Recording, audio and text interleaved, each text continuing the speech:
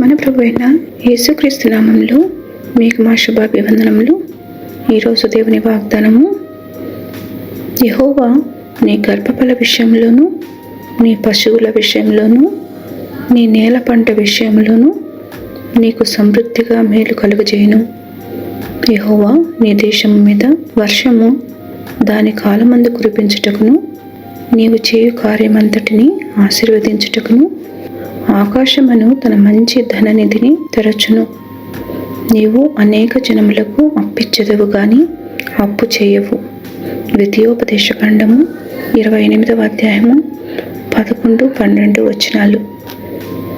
The Lord will grant you abundant prosperity in the fruit of your womb, the young of your livestock, and the crops of your ground.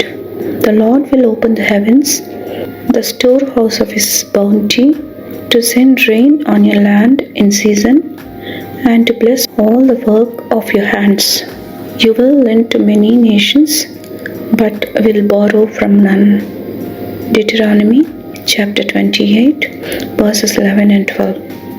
ప్రార్థన.